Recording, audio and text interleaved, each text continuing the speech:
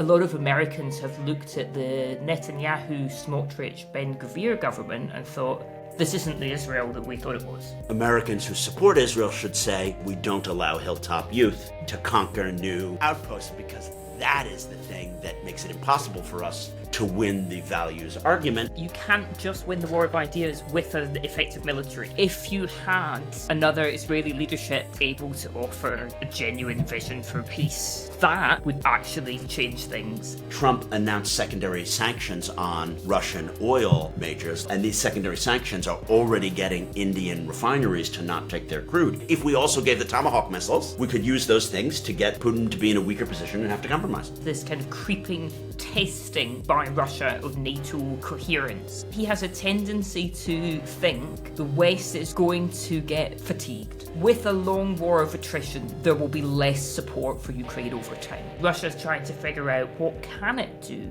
without provoking more of a NATO response. I'm Jason Pack. And I'm Jane Kinnenmont, and this is Disorder, a podcast where we try to find order in our mad world. And this week, as the world is as mad as ever, it becomes our favorite time of the month. Listener question time! Given events in the world and our recent episode, you will not be surprised to hear that there are a lot of Israel-Palestine questions. We're going to kick off with that. But after the break, we're going to pivot to Russia, Ukraine, and Trump, and then a bit about global institutions. But first, here is our plug. Please join the Mega Orderers Club. This is much better than the Pay For Substack. This is our thing going forward. The Pay For Substack is good. You can join that too if you want text-based stuff.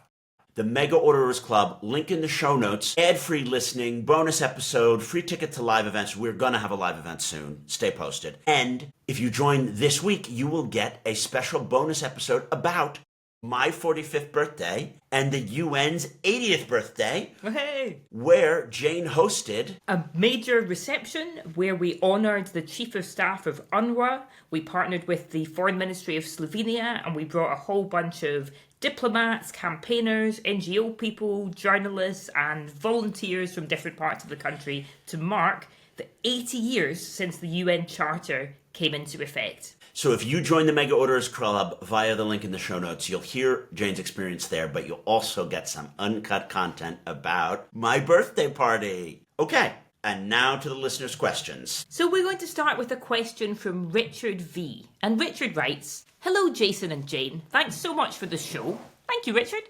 "I'm a massive fan of what you do." Thanks again, Richard. "I love that you have on guests that you don't always agree with. And I love your passion and positivity for finding solutions to the global enduring disorder. I have a question about Israel-US relations. I understood the strategic importance of Israel to the USA in the context of the Cold War. But in a post-Cold War world, I struggle to see the benefits. It's not as though the USA needs bases in Israel. They have dozens on the land of Israel's former enemies. If anything, the USA's support of Israel must cost it, financially and reputationally, with other neighbouring countries. In 2025, can you please explain the strategic relevance of Israel to the USA? Over to you, Jason. Oh my God, Richard, this is a great question. It's something that I've been thinking about for the 25 years that I've been working in the Middle East field. And I would agree with where you're going with this question. Israel is probably a net strategic liability for the US's geostrategic positioning. Just as Britain concluded between the 1920s and the 1939 White Paper that the nascent Yishuv, i.e. the Zionist state in becoming, was a net liability for Britain as Britain pivoted away from its Balfour Declaration and 1929 support of the Jewish community. That said, a lot of the reasons why Britain initially supported the creation of a Jewish national home, or Truman recognized the state of Israel, were not for geostrategic reasons, but for domestic political reasons, as well as humanitarian ones. However, you're asking a cold, hard geostrategic logic, and that reminds me of Mearsheimer and Walt. Mearsheimer and Walt, these are two American academics, they write on foreign policy, and they have argued that Israel has essentially made America do a range of things, not only the Iraq War, not only, the $3 billion a year in military aid, which are against American geostrategic interests. And this is something that has caught on with the left as well as with realists. And it's considered to be, in American foreign policy circles, the realist position that funding the Israeli military hurts America in the fact that it promotes jihadis in other places that then want to attack America. Then there's the other view, which can be summed up in the quote, Israel is America's unsinkable aircraft carrier in the Eastern Mediterranean, usually associated with Alexander Haig, U.S. Secretary of State under Ronald Reagan. And this is the idea that both in a Cold War context against Soviet allied states and in a global war of terror context against hostile jihadi and anti-American actors like Iran and Hezbollah, that Israel will always have America's back and that Israel has capacities, particularly in the intelligence field, that America doesn't have or doesn't want to have. And Israel has an operational doctrine that allows it to do things to fight America's enemies, that America either lacks the Arabic language skill or lacks the interrogative stuff or the cyber warfare to do things, whether it's Pegasus or whatever, to get the job done in fighting America's enemies. So I would say those are the two poles. The latter pole is generally thought of as being neoconservative because it's the idea that Israel is a democracy, it's a values-based new world kind of place, and it's on the side of, capitalism and a kind of world order whereby values-based stuff can work, and hence we think of neocons. But then the realists, the Walton Mearsheimer, is no, we need to ally with 330 million Arabs and the 1.2 or 1.4 billion Muslims, depending on how you're counting, and the 10 million people living in Israel, of whom only 7 million are Jews. That's choosing the wrong side in these geopolitical stakes. I think that there are really strong arguments for both sides. I just want to say that I'm not going to solve on the podcast whether or not Israel is a net strategic asset for the U.S. or a net strategic liability. I think that from a values perspective, I think that Israel is a positive for America, and Jane and I may disagree on this. And I think from a military or counter-terror side, it's a net negative. I think that the existence of Israel has been core to the rise of Al-Qaeda, ISIS, jihadi recruitment. So from the Taliban to the Ayatollahs, their ability to stay in power has to do with the existence of not only the Israeli state, but an Israeli state that backs the settlement enterprise and is not amenable to the concessions to solve the conflict, right? So I think that that is a very strong argument, and it's something that I've always been concerned about, which is why I think that Americans who support Israel should say the absolutely most critical thing is that we don't allow Hilltop Youth to conquer new outposts, because that is the thing that makes it impossible for us to win the values argument, which is at the core of what the U.S.-Israeli relationship could be. And certainly since October 7th, I would argue no matter what side of the political spectrum you are on, you would have to point out that the Israelis have lost the large, big picture argument in the English-speaking and European language sphere about the Western-Israeli relationship, and hence the ability to have not only Kiir, but Macron recognize a Palestinian state, and the Irish and Spanish boycotts and stuff. They're losing that argument whether or not the underlying fundamentals may be closer in values. I'm going to say something about Mearsheimer first and then come on to Israel, because I think it's interesting to note that Mearsheimer has been super prominent in the past few years because he's also been one of the biggest critics of American support for Ukraine. And, he's a very eminent academic, whether you like what he says or not, but he's also become someone that you will see short clips of on social media because people who support Russia often are now using his arguments as a validation. He is someone that will put forward the viewpoint that what has happened in Ukraine is partly NATO overreach, provoking Russia, and it would be better to leave it all alone.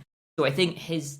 Which we disagree with. Which we disagree with. Just to be clear, I don't fully agree with him on Israel, but I completely disagree with him on Russia. I think that he's wrong. So he's taken a lot of flack, understandably, for this position. But I just wanted to give that context because it's part of this so-called realist worldview where a lot of foreign alliances are then perceived to be not really worth it in terms of the military gains and the money gains that you might get from it. And there's an irony here, sorry to cut you off again, whereby the so-called realist critique allows for some Trumpian isolationism. And obviously Mearsheimer is a character of the left, but yet he ends up with some of the positions that allow for the anti-war vote for Donald Trump, which is like Right, right. And I think that analysis is missing something, because foreign policy is based on concepts of interest that are not just about money and power. And they are based, partly on values, I think also on a kind of cultural identification and understanding. And at the end of the day, partnerships and alliances, they take a really long time to build up. So we might look at the US-Israel relationship now from a cost-benefit analysis and have quite a different view than we would have had if we were having this discussion 3 years ago, 4 years ago. If we were looking at a context where, the region's moving towards more normalisation, the Abraham Accords are progressing, etc., the cost-benefit looks quite different. But you obviously can't just assess the alliance in a moment. It's something that is built up over many years. And I think part of what's been happening recently is that a lot of Americans have looked at the Netanyahu, Smotrich, Ben-Gvir government and thought, this isn't the Israel that we thought it was. And then there's a big open question about, is it going to become a more democratic Israel again in the future? Or are these guys going to take it down a route of annexation? And maybe Americans can try to help restrain that route, because that 100%. Is really problematic. 100%. America is able to shape the direction of Israel and Israeli politics more than it chooses to do so. And I've always said on this show, Biden could have gone to the Knesset in November of 2023 and said, I need 5 Likud MPs to drop out and call a vote. And then we're going to, have a $100 billion package to work on the Israeli tech sector. And we're going to fight the war for you in Gaza. And you don't need to be bothered because we have some Americans who are hostages there. So there's just a million things that could have been done differently. But to get at Richard's question, I think you're at something here. And it's not possible to know how many jihadis are created based on U.S. support for Israel and how many are not going to attack Britain or Spain because they so-called are more supporting the Palestinians. I think that jihadism doesn't exactly work in that way. The 7/7 attackers, going all the way back then, they said that it's because, the British were involved in Iraq or whatever. But these things are very, very amorphous.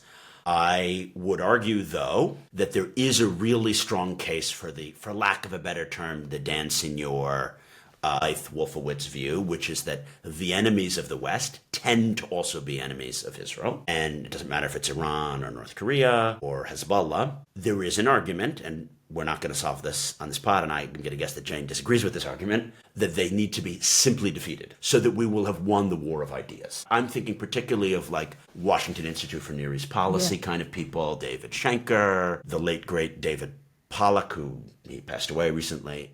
I am not a neocon, so I tend to disagree with the way that they go about that, but I accept it as a valid intellectual proposition that it would be great if we could have completely, as it were, won the war of ideas against Putin, the Ayatollahs, Hamas, and if somehow the U.S.-Israeli relationship was at the core of doing that. I don't think it's possible. I think that, unfortunately, the Israelis can't win any of these wars of ideas. They can't even do Hasbara for their own actions, let alone win a larger war of ideas between the West and its detractors.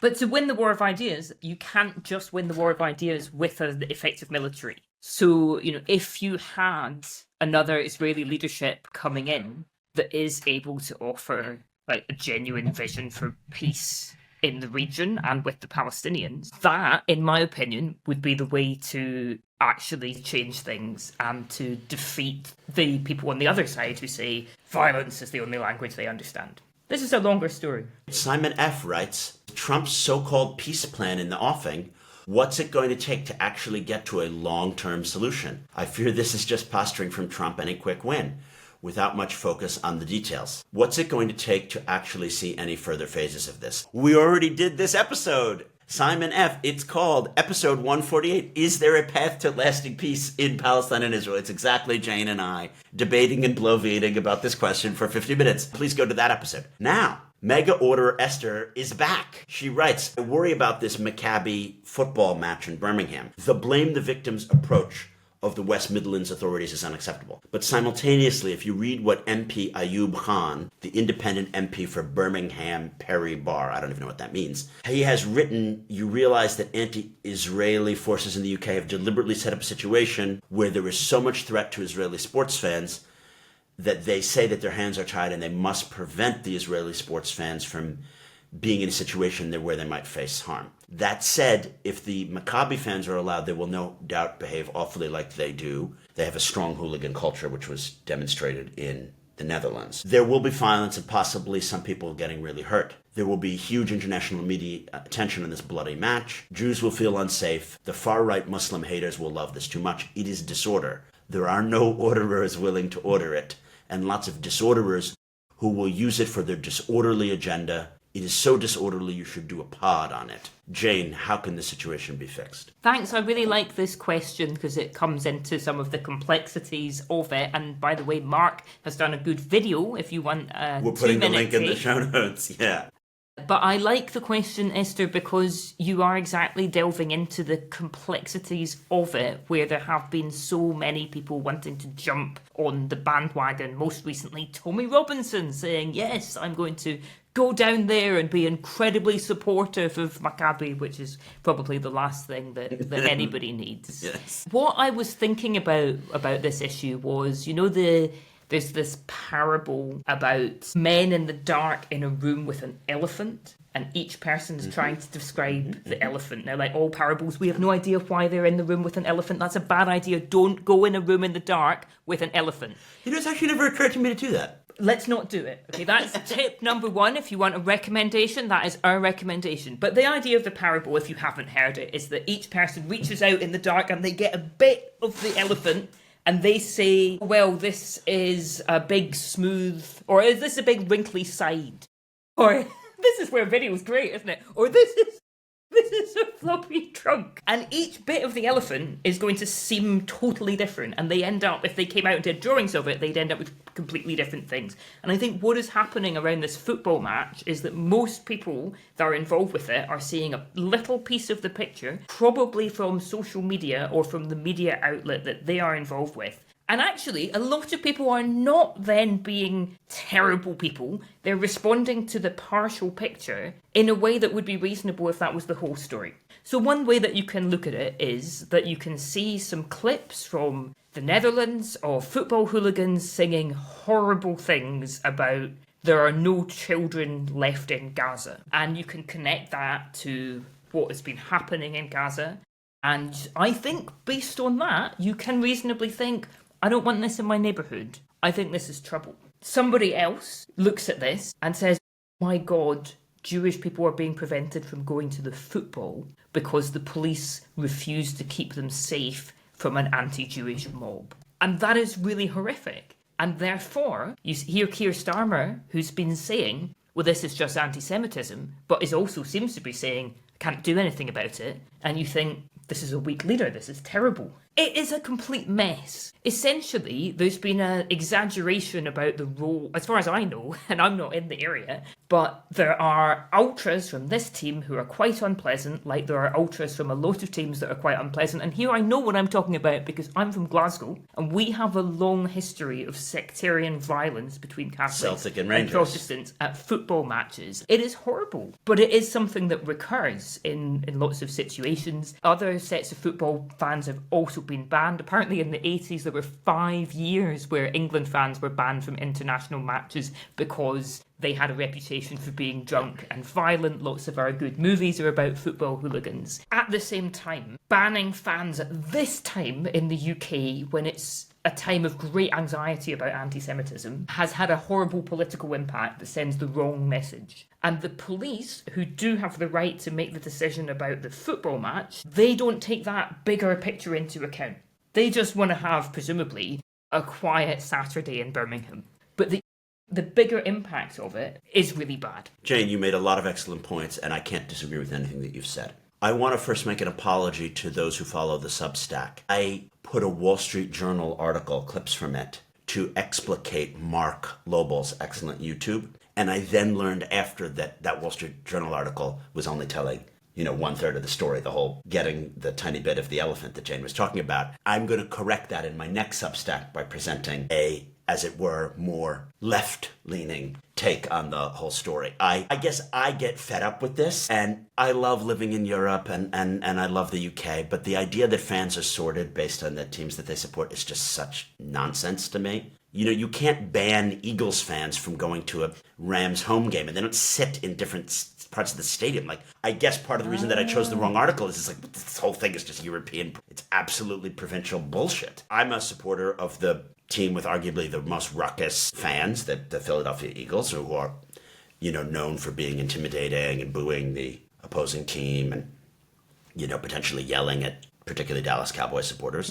But there's never any violence, right? And whatever people say, at the Super Bowl, the Eagles fans were completely nice to Chiefs fans both before and after the game. And even when the Eagles have lost and they're, dealing with the Giants fans, that's a divisional rivalry. So I don't get why people can't just get along, because the whole idea about sports, and I like the NFL for many reasons, but it's a much more violent game than European football. But no one pretends to be injured, and they don't try to get a roughing the passer penalty. Oh my God, he hit me in the face. Oh my God, I just tripped. I need a flag. I want a yellow card. And that ethos goes to the fans. Do you know what I mean? I guess my reaction, where I'm like, well, they can't ban any fans, it's from an Americanism of like, why are the fans in segregated seating? Why do you buy tickets based on what fan you support? That's, to me, absolutely crazy. Maybe I'm missing something, that they truly can't just tell the Maccabi fans to not be hooligans, and they can't tell some of the Birmingham Muslim supporters, whether they're Aston Villa fans or not, they can't tell them to not harass them. But I don't get why they can't. Do you know what I mean? So my response is like, okay, grow a fucking pair, You are going to have to sit down next to these ones, and watch the match, and it's going to be decided on the pitch, and the Maccabi is going to lose anyway, and just whatever, right? That's my instinctive reaction. And maybe something is so broken here that one really struggles, because if Philadelphia fans can go wearing their colors to Arlington, Texas, I just don't get why this is not solvable. I'm sorry. I'm sure there would be ways to solve it. I think the problem is that it's become now an issue of people just wanting to prove that they're right. It is tied up with several political things now, because it's tied up with, should Israeli teams be able to come and play here? Should there be a boycott of Israel in sport? Because some of the people that don't want the match are also talking about that. It's tied up in a row now between the police and the Prime Minister, and other police people are weighing in and saying this is a police decision, it's not your decision. Basically, everyone that you hear discussing it just wants to prove that they're right and make the bit of the elephant that they've got bigger. Whereas, because we have been dealing with football violence in Britain for decades... But I don't get it. Why can't they just stop football violence? I mean, I want to zoom out here. What is the number of people at NFL games who have ever been stampeded or killed? I think the answer is 0. Ever. Americans are not less violent than Europeans. They're arguably more violent. So something has happened when it comes to fan culture, and then we have college sports where there's even more violence. The number of people who've been killed or beaten up at the SEC rivalry games. I think also the answer is 0. I mean, we have a lot less than we used to because of things like, if you go to a football match, you can't take your beer into the stands now. There's restrictions on drinking because football violence in the 80s was very associated with alcohol as well. But it is a big cultural way of letting off steam. And it's a sociological phenomenon. It is particularly around young men. And in Scotland, they tried a whole bunch of things. It's got much better than it used to be, like when my dad was a kid. But they also tried a whole bunch of things that went wrong. They did try efforts to ban Scottish fans from sectarian songs. And this was something that all of Scotland united against and said, if we've got a right to anything, we've got a right to sing sectarian songs here in Scotland. And that was repealed. So there we go. Freedom of speech, football, Israel-Palestine, disorder. Yes, there are solutions. This definitely could be dealt with. And unfortunately, it's just become a political football. Couldn't resist. Jane, very well done. You're a natural at this. So we are going to talk about Russia and NATO. And I'm going to start with a question for you, Jason, from Tony H. Why does NATO not put pressure on Russia by blockading or similar sanctions on Kaliningrad? Thank you, Tony, for the very nicely brief question. Love it. And this is a very good question. It's interesting that you wrote this question a few weeks ago, but on October 23rd and October 24th, Trump announced secondary sanctions on Russian oil majors like Rosneft and Lukoil, and these secondary sanctions are already getting Indian refineries to not take their crude. And this is a step that Biden could have done, but didn't do. And, again, we have to call a spade in this program. When Trump does something that we've long advocated for, we can't dislike it just because he's Trump. Yes, this is good. He should have done this before. And if he's only doing it because Putin didn't want to talk to him or because Putin didn't do something, well, a lot of people do the right things for the wrong reasons. And again, I think that's great. So when you're going to get at Kaliningrad, now, Kaliningrad is the exclave. That is the Russian exclave, which is essentially in the Baltic.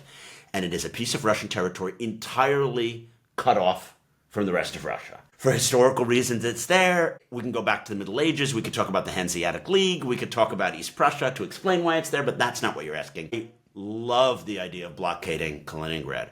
But the problem is, if you would not let stuff into Kaliningrad, then you would be giving Russia a casus belli, and they could do a nuclear war. And I think that this is actually an example of something that is legit. If we go back to 1967 and the cutting off of the Straits of Tiran, and we think about blockading Gaza, and we think about Falkland Islands and other things, it is well established. And this goes all the way back to Hugo Grotius with the initial kind of international rules-based order and the laws of war. You can't deny the flow of food and goods into someone's territory, particularly when it is an exclave cut off from the rest of their territory. You must allow, when a state has two non-consecutive bits, the flow of goods from one part of their state to another part of their state. So France, departmental France, has Martinique and other places, which they are part of the hexagon in French political terminology, but they happen to be, 6,000 kilometers away.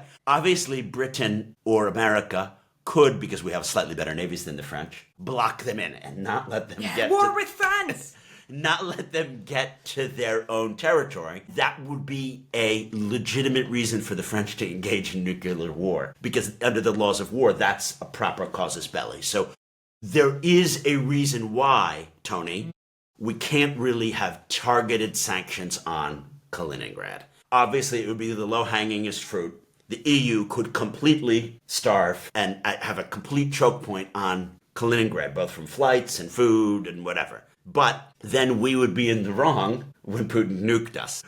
That would be a bad situation. Given all the things, he's so in the wrong, it wouldn't be really great for us to then be in the wrong to open up a case for him to nuke us. And I am really into these secondary sanctions on Russian oil stuff. I would love even fuller secondary sanctions on non-energy Russian companies, which would really ratchet up. And then hopefully, if we also gave the Tomahawk missiles, we could use those things to get Zelensky and Putin to the table and to Putin to be in a weaker position and have to compromise. But probably a choke point on Kaliningrad is not the way to do it. Okay, so now for you, Jane. Hannah writes, what is going on with these drone attacks from Russia? Has NATO really done anything to push back? What about those Article 4 consultations? Are we closer to nuclear war or farther from it? And most critically, has NATO reestablished any deterrence, or has absolutely nothing happened? Well, thank you, Hannah. This is actually quite a worrying situation, although I will start by saying I don't think we're close to nuclear war.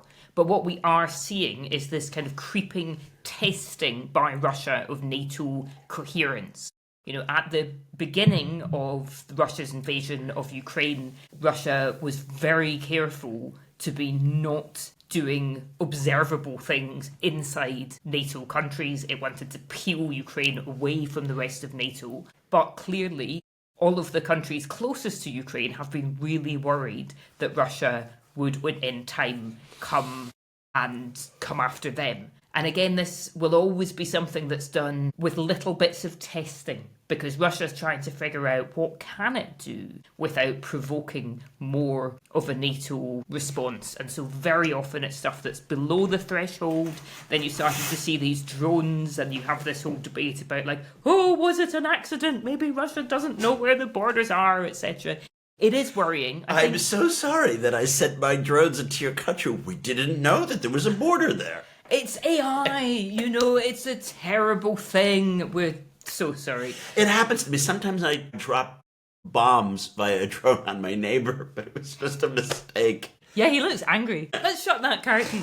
But what I worry about basically is that, yes, Putin's made a lot of miscalculations in Ukraine, but I think he has a tendency to think the West is going to get fatigued and with a long war of attrition, there will be less support for Ukraine over time. And I do worry about that because I think that is a genuine risk. And of course, NATO's also extra on the defensive because they feel they've kept Trump in and that's good, but they don't want NATO to seem like a very costly thing for the Americans in case they do upset Trump. That's very well said, Jane. And I think that there are two things to disaggregate here, Hannah. One is, yes, there were these Russian drone attacks on sovereign NATO territory, and the alliance has rallied together, but it hasn't done much to push back. However, behind the scenes, of course, it's probably sending messages saying, don't mess about with this. And it's probably also working with Zelensky to push back. So I think that we're not near nuclear war, and deterrence is a continuum. So I'm sure that deterrence is being slightly reestablished. Would I like to see a more vociferous pushback? Yes, potentially. But, let's let the experts handle this. They've so far been doing actually quite well at keeping the Ukrainians in it, but making sure that it doesn't boil over. And I think a lot of smart minds from Brussels to elsewhere are working on this. So, Kerry has a question for us about the US. We're also in the middle of a government shutdown and have been told to defer all non-essential work. And yet, somehow, it's okay to knock down the White House wall in order to build a silly ballroom. You need to discuss the media coverage issue on your pod. All this is not normal, it's authoritarian behaviour. Soon, businesses will probably be hanging up Trump's portrait to show loyalty, like in Damascus under Bashar. What say you, Jason? I was thinking of putting up a portrait of the Donald as well as Witkoff and Jared right here in my office because, I'm afraid when people come by, they might get the wrong impression. But then I realized it won't really work because I do the Disorder podcast and people will already know, so I'm not sure that putting up the portrait will work. Well, Kerry, Trump is unbelievably good at revenge. He has taken revenge to be a principle in a way that no modern politician, I believe, has. He canceled the trade talks with Canada because he's accusing Ontario of using an ad on TV of a clip of Ronald Reagan saying that tariffs are not good for the American worker to undermine the November 5th Supreme Court decision. That's not the reason that the Canadians are running that clip, but he just wants to revenge himself against the Canadians because his ego is hurt. Everything is about ego with this man. The ballroom is about ego. Look, I'm able to have this ballroom and none of the other presidents would knock down a bit of the because the White House is sacrosanct. It is sick, Kerry. He doesn't believe in principles, ergo that there's a government shutdown, therefore this is not the right time for me to be doing this quote-unquote non-essential thing with the ballroom. He doesn't think that the law is for people like him. The law is for little people. And the law is clearly not for the Binance crypto guy that he just gave the pardon to. I mean, it's a with me or against me thing. If you're with me, you can do whatever you want. And if you're against me, I'll find something about the way you filled out your mortgage application and we'll cart you off to Leavenworth. Do you know what I mean? Like, God forbid you could be against the guy because they'll find something. It is time to order the disorder, but via listener questions. What does Kelly K say? I love this question. Thank you, Kelly. So, she says, there is a lot of talk on disorder about ordering the disorder with big picture ideas about multinational organisations. I agree. We need countries to work together better, but it can sometimes feel overwhelming. So, I would like to turn the head onto the host for this one. If you both were global orderers-in-chief for a day, what's the organisation you would set up? Jason. I am the global orderer-in-chief every day, Kelly. This is the first thing. It's my birthday, time to mega order. It's my birthday, time to mega order. Well, I like to talk about NATO for climate change and NATO for AI regulation, but you asked for one thing. So what I'm going to say is an organization of orderers. And this would be the anti-neo-populist Democrats. So from Carney to Starmer, Macron would probably join, and the Swedes, and maybe the new Japanese female prime minister. Congratulations, Japanese female prime minister. I can't pronounce your name, but I'm very happy that you won the election. And it would be an organization that would try to push back against the Javier Mileis and Orbáns and talk about things like press freedom and free trade, but then by having this organization, they could act as a bloc. The thing that has really, really angered me since the Trump election is that, yeah, the EU kind of worked together to push back against the tariffs, but it didn't really work with Canada and Japan. The Japanese went there and they cut their own deal. And then Starmer went and he cut his own deal. What if we had a mega orderers club, which is just like it's a democracies club, understood as a globalist, right? So, in other words, something whereby Trump and Milei and Italy First Meloni would not want to join, or they would try to undermine. But just for people who are anti-nationalist, anti-disorder, and then they would coordinate and say, we're going to act on all these issues as a unit, and then whatever AI legislation that they're going to do, the Canadian one and the British one and the Japanese one should be the same. So that is my answer. Jane, what's the organization you would set up? Well, one great idea would be to set up something called the United Nations, which would bring together all of the countries in the world, and they would have to actually meet in person every year, and they would be bound by common principles, above all, peace. So the main thing that I think about is about how to make that stuff work better. I think that we have a lot of like-minded groupings coming together, and that they can be useful too.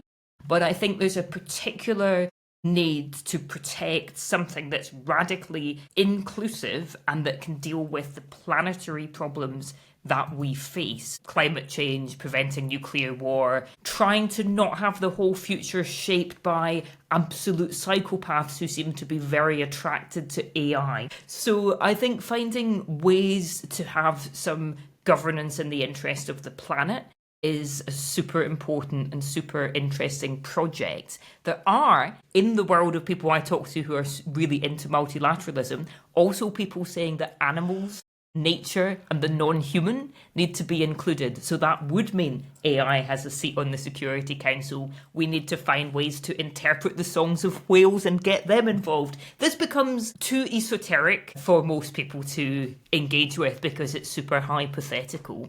But there's going to be something about the interests of the planet, the interests of humanity, which national governments can only get one bit of the elephant of. Give me another year. We're always trying to get one bit of the elephant. You got to get the right bit of the elephant. And then ride the elephant. Let's ride the elephant. So, Giorgio C. writes, just out of curiosity, I was wondering if you could make assessment of the global ordering potential to order the disorder of the policy platform of the Ave Europa startup for Europe. Thank you, Giorgio. This is a great question. It is quite niche, and I have to confess I had not heard of the AveEuropa.eu charity. They have a charter, and it is too many values for us to read, but it is a pro-European, kind of European nationalist, fairly conservative thing. For example, European distinctiveness and heritage must be preserved and celebrated. Free enterprise must be encouraged. Immigration and integration must be managed within clarity, limits, and purpose. Education must be rooted in culture, history, and civic virtue, blah, blah, blah.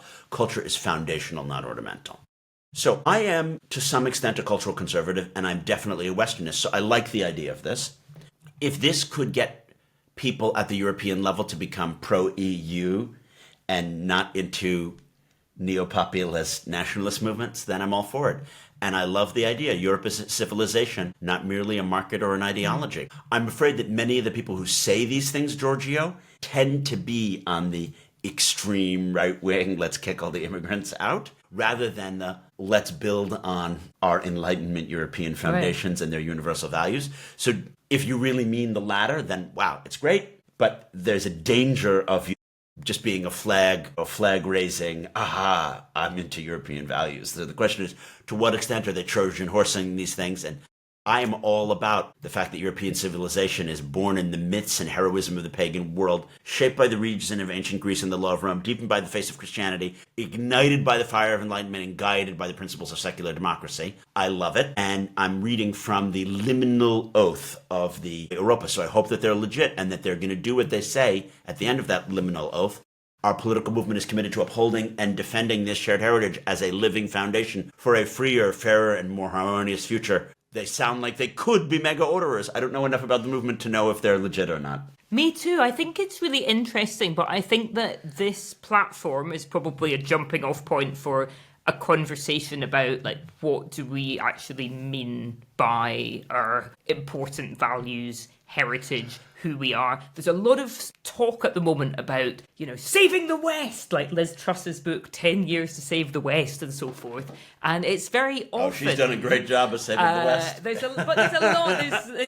There's loads of like podcasty stuff about sort of saving the West, and yet very often that is something that is spoken about by people that are actually quite out of sync with a lot of their own society. That's also reflecting my views. I hear a lot of people talking about sort of saving the West, but what they're describing isn't the West that I feel that I have grown up in and that I feel connected to and that I value and care about, where the Enlightenment values, the human rights, the rule of law, these things are more important than was somebody's granddad born here or not. I think that on that whole topic about migration and, was there a time that Europe was a better civilization with a homogenous culture? Let's look at our history, because we were spending a lot of time killing each other in Europe, whether it was Scottish and English, French and English, Catholics and Protestants, Europeans killed other Europeans? I missed that part. I know. When did that happen? I find it so interesting. Like, if I talk to my parents, they grew up in a Scotland where they can both remember the first time they saw a black person, because there was one black person that you would see in the first 20 years of your life. But it was not a society that believed that it was culturally homogenous or necessarily even all part of one civilization. So this is stuff that I'm thinking about. This might not be what's in their policy platform, but I think we need to have this deeper conversation about what is our civilization, who gets to define it, and not leave it with the far right saying, we speak for the West, because they're only a piece of it. And on that note, we don't want to lose you, the Mega Orderers. So please subscribe and follow and join the Mega Orderers Club, where you can get our special bonus episode, because the Mega Orderers Club gives you ad-free listening, but it also is going to give you an exclusive bonus episode this week, where, what did we talk about, Jane? We talked about big dates in history, particularly the 80th anniversary of the UN Charter and the 45th anniversary of the birth of Mr. Jason Pack. It's really good. We go into lots of interesting things, but I'm not going to tell you anymore. You're going to have to get hold of it and listen for yourself. And really, your support is incredibly valuable to us, so we'll be doing loads more cool exclusive stuff for you, members of the Mega Orderers Club. Thank you. Yes, we need you. Like they say, for every Mozart, there was a Baron von Esterházy, and without him, there wouldn't be any great music. So we need the Mega Orderer. You will be our Esterházys. We also have a YouTube channel, and if you want to see us, Jane and I were actually here in person, burrowed underneath the hills of Hampstead, where we sit in a mouse tunnel, and we YouTube video these episodes. And we're prepping for doomsday quite effectively. We've got plenty of books, so we won't be bored when the nukes go off. The problem is that lots of them are academic books. We'll have time when civilization stopped. Lots of them are about things like Libyan militias or, the nature of Italian colonialism. We might get bored when we have to read all of these books. But maybe we'll not have the nuclear war then. Let's change our plan. If you don't mind, yeah. Why don't we try to avert the nuclear war? But you might like to see us, so follow the YouTube channel. And we have these extra short videos, particularly from Jane and Mark Lobel, and they explain things like the Birmingham Fan Ban issue and the different perspectives on that. Please consider subscribing to that YouTube channel. The link is in the show notes. Finally, for more on today's topic, we also have our Substack. And guess what? The link is in the show notes. Check it out. And our producer is the one, the only, the Mega Orderer-in-Chief, George McDonough. And Disorder is part of the Evergreen Podcast Network. Thanks for listening. We hope you have an orderly week.